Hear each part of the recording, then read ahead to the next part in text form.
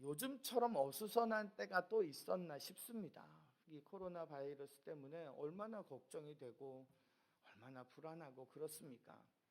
조금 전에 뉴스를 보았더니 3,500명 정도가 넘게 감염이 된 것 같습니다. 많이들 걱정합니다. 이 나중에 한국의 역사를 보면 이런 이 바이러스가 돌았던 것이 아마 큰 사건이 되지 않을까 생각합니다. 또한 그 확산의 배후에 신천지라고 하는 이단이 있습니다. 이 큰 사건 뒤에는 이단이 종종 등장하죠.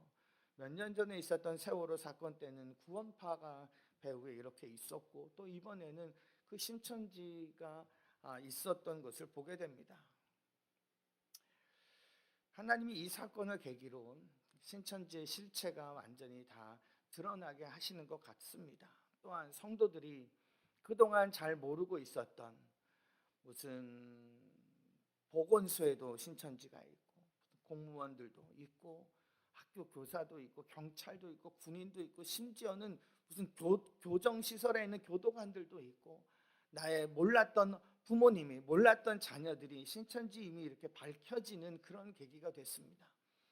그래서 이거는 그냥 무슨 종교 문제겠거니라고만 생각했다가 이것이 가정 문제가 되고 이런 아픔으로 드러나게 되는 것을 통해서 이 신천지가 사라지게 되는 계기가 되었으면 좋겠습니다.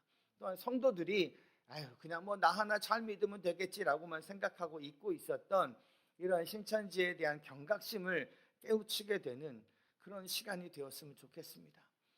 요즘을 보면서 사람들 만나기 꺼려지고 혹시 내가 감염이 되면 어떡하나 이런 염려도 있고, 또한 내가 원치 않은데 내가 전파자가 될 수도 있는 모양새고, 또 누가 우리 가게를 들렀다 가가지고 가게가 폐쇄되거나 직장이 폐쇄되거나 뭐 이럴 수도 있는 상황입니다. 이런저런 염려가 참 많은 요즘입니다. 모든 사람들은 다 이런 염려 속에서 사는 것 같습니다. 걱정 없어 보이는 천하태평의 사람도, 특별히 일 많이 하지 않는 나이 많으신 어르신들도 다 물어보면 이런저런 염려가 있는 것을 보게 됩니다. 믿음을 가지고 살아가는 사람들이라 해도 염려 속에서 자유롭지 못합니다. 믿음이 있으면 염려가 없어야 되는 것 아닙니까? 라고 이야기하지만 우리의 믿음이 그닥 완전한 믿음이 아니기 때문에 그렇습니다. 그래서 믿음을 갖고 사는 우리들도 삶의 현장에서 염려의 끈을 놓지 못하고 살아가는 것이 현실입니다. 하나님이 우리에게 믿음의 조상이라고 소개시켜줬던 아브라함, 그 아브라함의 이름이 바뀌기 전 아브람일 때 이 아브람도 염려하게 되는 것을 봅니다. 믿음의 조상이 될 것이라고 하는 하나님의 부르심을 듣고 나서 하나님의 말씀을 따라 고향과 친척을 떠나서 하나님이 약속하신 땅으로 출발합니다. 여러분, 그러기가 쉽지가 않습니다. 그런데 그 대단한 일을 이 사람이 합니다. 그랬던 사람 이 아브라함이 오늘 본문을 보니까 염려와 걱정 속에 살아갑니다. 본문 1절 말씀을 보시면 하나님이 이런 말씀을 하십니다. 두려워하지 말라고요. 아브라함이 믿음으로 살아가는데 느닷없이 나타나셔서 두려워하지 말라 이러셨을 리가 없습니다. 아브라함이 믿음을 가지고 재미있게 즐겁게 행복하게 잘 사는데 두려워하지 말라 이러지는 않으셨던 거죠. 아브라함이 두려워하고 있습니다. 그러던 중에 하나님이 먼저 찾아가셔서 두려워하지 말라라고 말씀하신 거죠. 그가 뭐 때문에 두려워할까요? 오늘 읽은 말씀 1절의 맨 앞부분에 보면 이렇게 시작해요. 이후가 뭔 후일까요? 15장 1절 말씀의 맨 앞부분에 이후에는 14장에 있는 그 일들 이후를 이야기하는 겁니다. 14장에 어떤 일들이 있었냐면 당시에 이 고대 사회 속에 소수 종족들 간에 전쟁이 일어나게 됩니다. 대규모 전쟁이 일어납니다. 그런 전쟁통에 소돔 땅에 살고 있었던 아브라함의 조카였던 롯이 잡혀갑니다. 그래서 잡혀간 롯을 구해내고자 아브라함이 군사들을 다 최대한 다 모읍니다. 그렇게 해서 모은 사람이 318명이었습니다. 이 318명을 데리고 전쟁이 벌어지고 있는 그 전쟁의 한복판으로 들어가는 거예요. 그러니까 여러 소수 종족들이 다 모여서 누구끼리 연합하고 막 이렇게 해서 대규모 전쟁을 치르고 있는 곳에 300여 명의 사람들 데리고 내 조카 구하겠다고 전쟁터로 뛰어들었습니다. 누가 봐도 이길 승산이 없어 보입니다. 그런데 이깁니다. 창세기 14장의 16절 말씀을 보시면 이런 말씀이 있습니다. 모든 빼앗겼던 재물과 자기의 조카 롯과 그의 재물과 또 부녀와 친척을 다 찾아왔더라. 그러니까 이 전쟁에서 승리하게 된 거죠. 그리고 나서 오늘 읽은 15장 1절 이후에 이런 얘기가 되는 거예요. 그러니까 언제 두려움이 찾아왔느냐? 전쟁에서 승리할 수 없는 전쟁에서 이기고 난 이후에, 하나님의 도우심을 경험하고 난 이후에 전쟁에서 이겼지만 그들은, 이 아브라함은 두려워하고 있는 거예요. 뭐가 두려웠을까요? 네, 보복이 두려웠습니다. 내가 이렇게 해서 지금 다 전쟁에서 이기고 딱 뺏어왔지만 이들이 다시 새를 모아서 공격해오면 어떻게 하나, 이런 두려움 가운데 있었던 거죠. 그 두려움을 하나님한테 먼저 얘기한 것도 아닙니다. 그런데 하나님이 먼저 찾아와서 이야기하십니다. 두려워하지 말라고요. 승리 이후에 보복의 두려움, 조금 전에 승리했는데 그 승리를 조금 만끽하고 나서 그 보복을 당할까 봐 또다시 염려하는 모습 봅니다. 구약 성경에 보면 엘리야라는 선지자가 바알의 선지자 450명과 싸워서 이깁니다. 하늘에서 불이 떨어져서 하나님이 참신임을 누구에게, 많은 사람들 다 보였습니다. 450명 기손 시내가에서 다 죽였습니다. 그리고 나서 이 사람이 로뎀 나무가에서 하나님 앞에 막 하소연을 합니다. 하나님, 날 차라리 죽여주세요. 죽는 게 낫습니다. 왜 그랬는지 아십니까? 당시에 바알을 섬기던 아합 왕의 부인이었던 이 이세벨이 엘리야, 내가 저 사람 죽이고 만다. 내 선지자를 다 죽였던 엘리야, 내 반드시 죽이겠다 라고 말했다는 것을 들은 거예요. 죽인 것도 아니에요. 군사를 보낸 것도 아니에요. 아직 내가 죽이겠다라고 말한 것을 엘리야가 들은 거예요. 마음이 다 무너진 거예요. 그래서 하나님, 차라리 날 죽여주세요 라고 이야기를 했던 거죠. 큰 승리와 성공 뒤에 보복이나 더 안 좋은 일을 당할까 봐 조마조마하고 두려워하고 염려하는 것이 우리 사람의 모습인 것 같습니다. 마치 로또에 당첨이 됐는데, 그럼 로또에 당첨되면 좋잖아요. 그게 뭐 죄짓고 벌 받을 일이에요. 로또에 당첨 좋은 일인데 그 다음에 또 마음이 불안불안한 거예요. 왜 이렇게 사람들이 어디서 소리를 들었는지 전화를 해오겠죠. 그럼 이 사람들 다 나한테 돈 달라 그러겠지. 그러니까 전화도 안 받고 숨고 감추고 막 이러는 거죠. 하나님, 이게 차라리 당첨이 안 됐으면 더 좋았을 걸 그랬어요. 뭐 이러는 거죠. 더 불안하고 거죠. 집이 없어서 늘 여기저기 이사 다녀야 됐던 사람이 아파트 당첨이라도 하나 됐으면 좋겠다 해서 당첨이 되었는데, 당첨이 돼서 좋기는 한데 거기는 좀 너무 멀긴 것 같기도 하고, 아이들 학교 보내면 어떻게 하나 생각되기도 하고, 중도금은 어떻게 하나, 이걸 대출을 받자니 대출 이자가 좀 많다, 뭐 이런저런 걱정과 염려를 늘 갖고 있는 거죠. 이게 사람의 모습 아닐까요? 우리 집 아이가 대학교에 붙으면 참 좋겠다라고 생각해서 대학교에 합격을 했는데 그 다음부터 무슨 걱정을 해요? 대학교 등록금이 이렇게도 비싼가? 여기서 먼데 여기를 어떻게 통학을 하며 다닐 것인가? 이런 염려가 우리를 사로잡게 되는 거죠. 잠깐 감상하고 기분 좋다가 금방 또 걱정하는 우리들. 아브라함은 전쟁에서 승리를 경험합니다. 그러고 나서 보복을 두려워하죠. 318명을 이기게 하신 하나님이 아브라함을 내버려 두지, 318명으로 이기게 하신 하나님이 아브라함을 내버려 두시지 않을 텐데 불필요한 낭만과 염려입니다. 근데 더 놀라운 것은 하나님이 그런 아브라함을 나무라지 않으신다는 거예요. 이런 믿음의 조상답지도 못하게, 이런 하나님 믿는 사람답지도 못하게 이러지 않으시고 두려워하지 말아라 라고 먼저 말씀해 주신다는 거예요. 그리고 하반절 말씀해 보면, 1절 하반절에 보면 이렇게 말씀하시죠. 내가 너의 방패다. 나는 너의 방패요, 너의 지극히 큰 상급이니라 라고 말씀하시는 거예요. 내가 너를 지킨다. 내가 너의 방패다. 내가 너를 지키는 너의 상급이다 라고 말씀하고 있는 거예요. 우리가 불필요한 일에 쓸데없이 낭만하고 손 놓고 있을 때 하나님의 위로가 먼저 임합니다. 야단치심보다 힘주심이 먼저인 것 같습니다. 우리가 나중에 나의 이런 잘못된 반응과 성숙하지 못했던 염려를 내가 깨닫게 되겠지만, 하나님은 일단 내게 찾아오셔서 두려워하지 말아라, 내가 방패가 되어줄게, 나는 너에게 줄 많은 상이 있단다 라는 것으로 격려하고 계시는 거죠. 우는 우리들 야단치는 것이 아니라 우는 우리들을 먼저 달래주시는 하나님, 그래서 참 감사합니다. 이것에 대한 아브라함의 반응을 한번 볼까요? 2절 말씀에 보면 이런 내용입니다. 주 여호와여, 무엇을 내게 주시려 합니까? 라고 이야기를 해요. 나는 자식이 없는데 무엇을 주시려고 합니까? 내 집에서 키운 이 엘리에셀이 내 상속자입니다 라고 이야기를 하는 거예요. 아브라함이 무슨 고민을 합니까? 가만히 생각해 보세요. 후손의 염려를 합니다. 자손이 없음을 걱정합니다. 1절에서는 보복에 대한 염려가 있어서 두려워하지 마라, 내가 방패다. 근데 2절에서 아브라함은 나는 하나님 도대체 뭘 주시려고 합니까? 내게 나의 상속자는 내 집에서 길리운, 즉 내가 키운 내 자녀는 아니지만 내가 키운 이 엘리에셀이 내 진정한 자녀고 상속자입니다 라고 이야기를 하는 거예요. 후손이 없는 것에 대해서 이야기하는 거예요.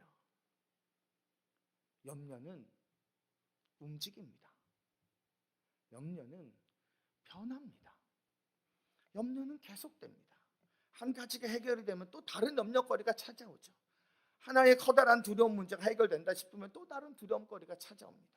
그래서 참 인생이 어려운 것 같습니다. 우리는 솔직히 염려 없이 산 적이 별로 없는 것 같지 않습니까? 어렸을 때는 그냥 무슨 쪽지 시험이라도 시험이 걱정이 되고, 중간고사 무슨 고사 친구 때문에 염려하고, 난 이 다음에 어느 학교로 진로를 결정할지 진로 문제를 고민하고, 조금 더 크면 취업과 결혼과 직장과, 그러다가 사람 때문에 경제적인 문제로, 부부간에 신앙의 문제로, 자식들 때문에 건강의 문제로 우리는 맨날 염려합니다. 제가 아는 어떤 분이 건강 염려증에 빠진 분이 있어요. 이분이, 난 그런 분을 처음 봤는데 자기 혓바닥이 괜찮은지가 걱정이 되더라는 거예요. 혓바닥을 가서 검사해달라 그랬대. 네, 혓바닥이 괜찮은지 검사해달라. 그래서 가서 이거 먹을지 저걸 다 찍어봤대. 아무렇지도 않대. 그 다음에는 코에 숨 쉬는 게 좀 이상한 것 같아. 그래서 코를 또 가서 또 검사해.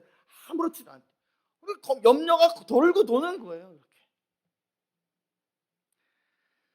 보복에 대한 두려움이 지나고 나서 자신의 후손이 없다는 것에 대한 염려가 있습니다. 여러분, 후손이 없다는 문제는 오늘날 우리가 생각하는 자손이 없다라고 하는 미래적인 문제만이 아닙니다.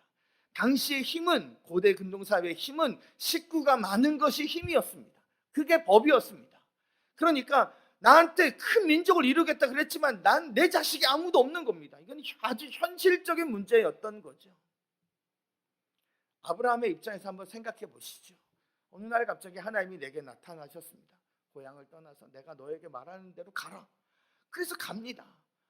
큰 민족을 이루겠다라고 말씀을 하셨습니다. 약속을 믿고 떠밀려 왔습니다. 엄청난 전쟁에 휘말리기도 하고 보복의 위협 속에 직면하기도 합니다.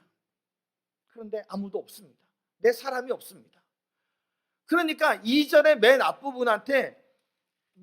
앞부분에서 아브라함이 했던 얘기가 있잖아요. 주 여호와여, 무엇을 내게 주시려 하나이까? 이 얘기는요, 지금 부정적으로 얘기하는 거예요. 아니, 뭘 주신다는 거예요 도대체? 내 상속자는 이 엘리에셀입니다. 뭘 주신다는 거예요 도대체? 이런 의미가 되는 거죠. 부정적으로 얘기를 하는 거예요. 약속은커녕, 무슨 한 명은커녕 현실적인 문제에서 보면 아무것도 없다는 거죠. 하나님이 나한테 해주신 게 뭡니까? 3절에서는 아주 똑부러지게 이야기합니다. 주께서 내게 씨를 주시지 아니하셨으므로, 주님이 내게 씨를 안 주셨으니까 이렇게 된 거 아닙니까? 자손이요? 아무도 없습니다. 뭐 얘기를 하는 거죠. 아브라함은 지금 초조해합니다. 불안해합니다. 보복의 위협에서 더 나아가 살아남으면 뭐하나, 어차피 내겐 아무런 후손도 없을지도 모른다는 생각이 그를 붙잡고 있는 거예요. 그러니 하나님이 원망스럽습니다. 약속만 번지르하게 해놓고 아무것도 지금까지 된 게 뭐야? 아무것도 없잖아 사실. 뭐 이런 생각을 했던 거죠. 하나님이 말씀하십니다. 4절과 5절에 하나님의 대답이 이래요.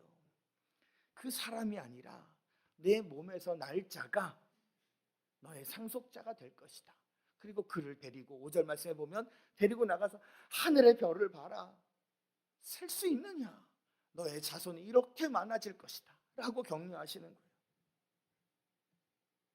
약속 안 믿으면 발로 뻥 차버리고 관둬라. 야 치사하다. 너 말고도 내 사람 될 사람 많다. 뭐 이래도 되는데 하나님이 또 얘기를 하는 거예요. 하늘로 밖에 데리고 나서 하늘의 별을 보이시면서 가르쳐주고 깨닫게 하고 믿게 하시는 하나님이신 거죠.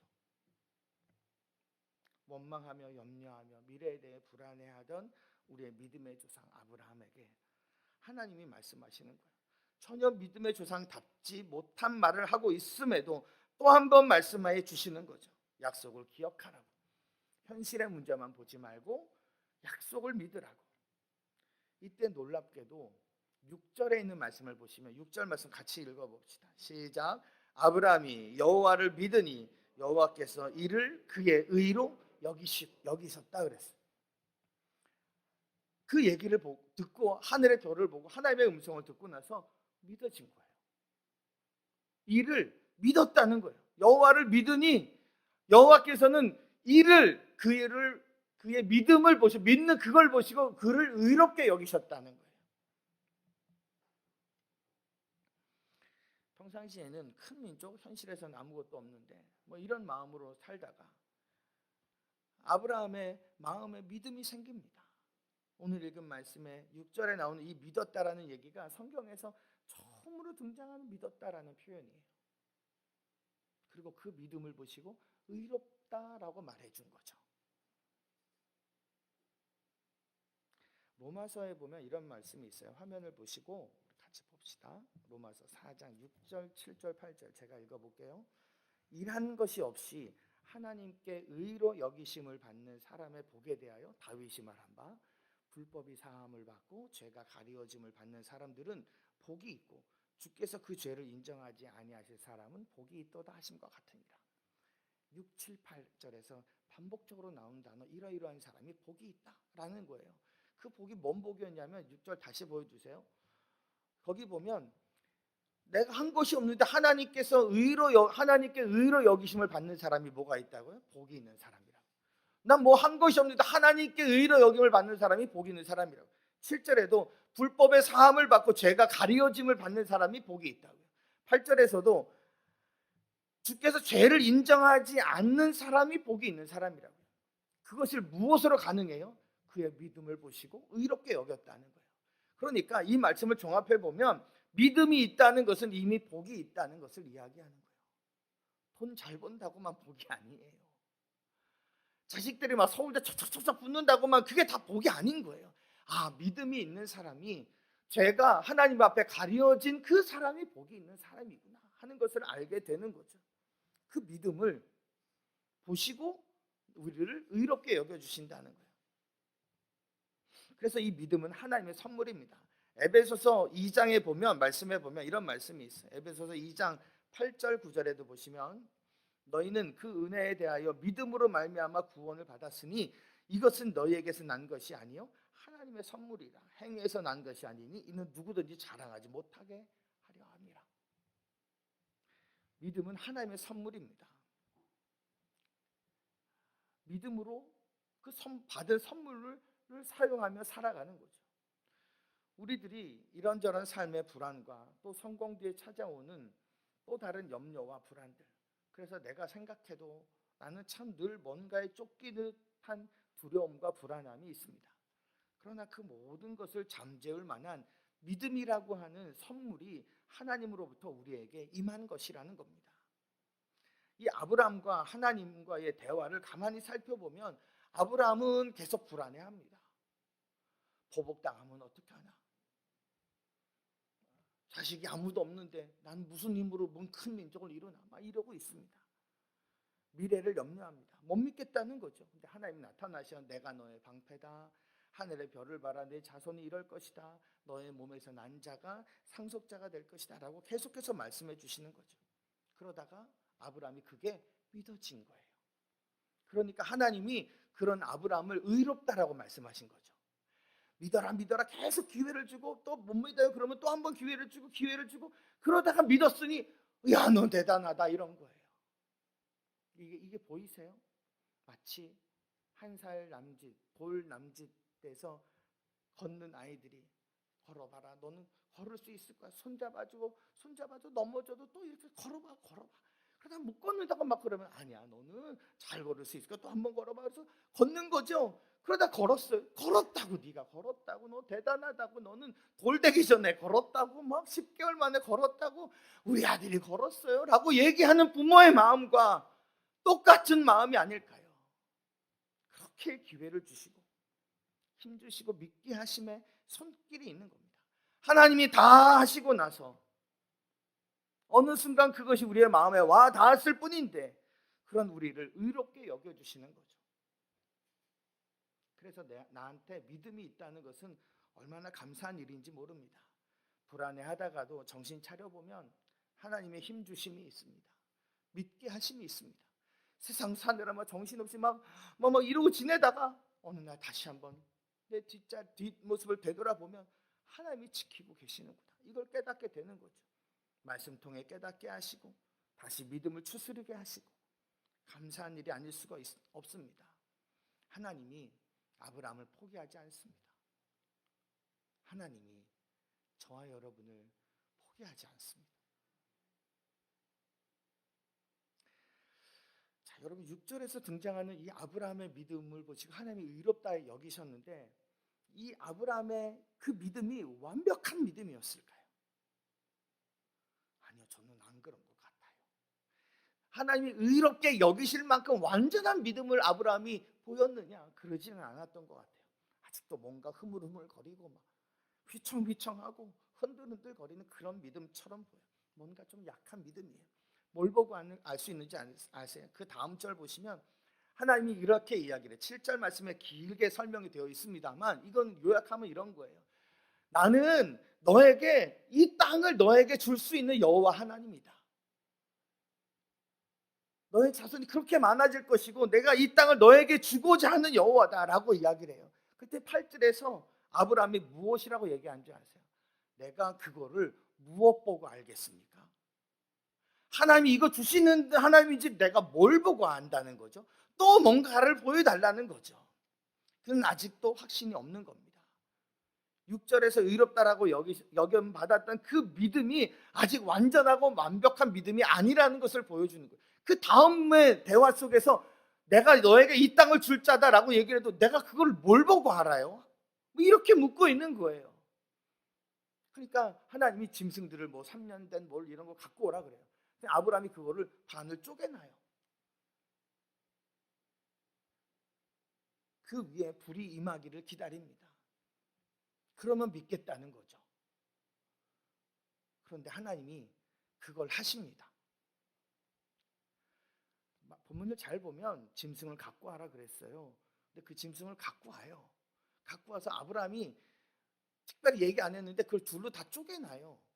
둘로 이렇게 쪼개서 포개 놓는 거죠. 이렇게 이쪽 갈비 이렇게 쪼개 놓는 거. 이거는 이방 신에게 제사 드리는 방법이에요. 사실 이걸 쪼개놔요. 거기에 불이 임하게 해달라고 기다리는 거예요. 하나님이 거기에 불을 줘요. 하나님의 은혜가 또 뭔지 아세요? 우리가 읽은 11절 맨 마지막에 말씀해 보면 굳이 없어도 될 말씀이 하나 있어요. 솔개가 이렇게 그 시체가 이렇게 먹잇감이 있으니까 그 먹이를 먹으려고 달려들니까 쫓아냈다 그랬잖아요. 그리고 나서 불이 언제 임하는지 아세요? 17절 말씀해 보시면 15장 17절 해가 져서 어두울 때에 연기 나는 화로가 보이며 타는 횃불이 쪼갠 고기 사이로 지나더라. 해가 지고 난 다음에 불이 임해요. 왜? 잘 보이라고. 낮에는 불이 임해도 불이 임한지 뭔지 몰라요. 밝은 중동의 날씨니까. 그러니까 솔개를 쫓아내는 거예요. 컴컴해질 때까지 기다리게 하시고 불이 잘 보이게. 왜 잘 보여야 돼요? 아브라함이 믿어야 되니까. 얘가 또 염려하니까, 얘가 또 걱정하니까, 얘가 또 의심하니까 아브라함을 또 믿게 하려고 그 아브라함의 방법대로 하늘에서 불이 임하게 하셔서 그 일을 해줘요.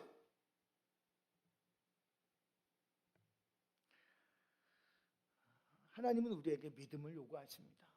어떻게 하면 믿을 수 있겠니? 하면서 믿을 수 있도록 도우시는 거죠. 아직도 부족한 우리들의 믿음임을 아시고 이런저런 염려와 불안과 두려움 속에 사로잡혀 있는 자임을 아시고 염려하며 불안할 때마다 힘주시고자 하시는 하나님의 손길이 있습니다. 보복의 염려 속에 있으면 내가 너의 방패가 되어준다 라고 말씀하시고, 후손의 염려면 하늘의 별을 보아라, 하늘을 보여주시고, 이 땅을 얻게 될지 어떻게 알아요? 그러면 짐승 쪼개놓은 그 위에 하늘에서 불을 내리시면서까지 믿으라고 말씀하시는 거죠. 믿음이 계속되게 하십니다. 얼마나 감사한 일입니까? 우리에게도 보잘것 없지만 믿음이라는 것이 있습니다.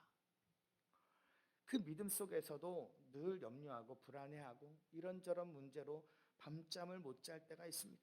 그런 우리의 모습을 하나님이 보시면 뭐라 그러실까요? 믿음도 없는 것들, 관둬라 때려쳐라 이럴까요?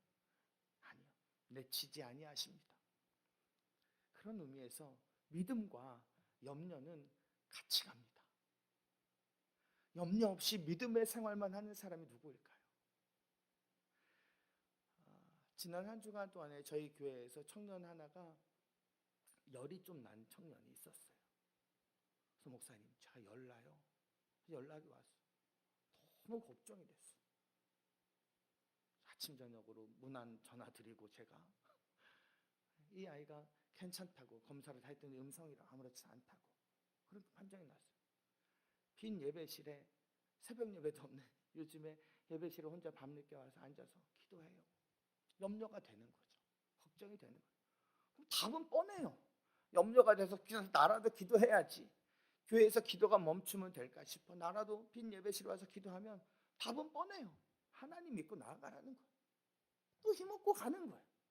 세상 살다가 나 이것도 힘들고 답은 뻔해요. 하나님 앞에 나와 기도하면 하나님 믿으라는 거예요.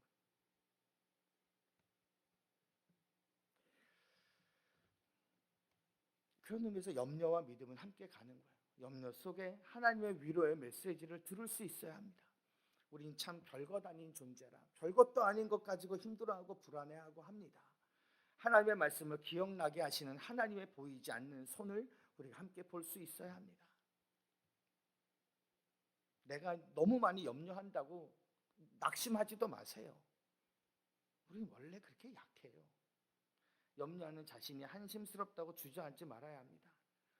염려하는 자신을 보며 한심스러워서 하나님 앞에 나아가지도 못하는 그게 더 한심한 거예요. 반대로 염려 안 하면 좀 나을까요? 내가 할 거 다 하면 괜찮을까요? 막 마스크 쓰고 막 고글 쓰고 막 손으로 뭐 다 어떻게 하고 뭐 장갑 끼고 다니면 정말 감염이 안 될까요? 그걸 누가 확신해요?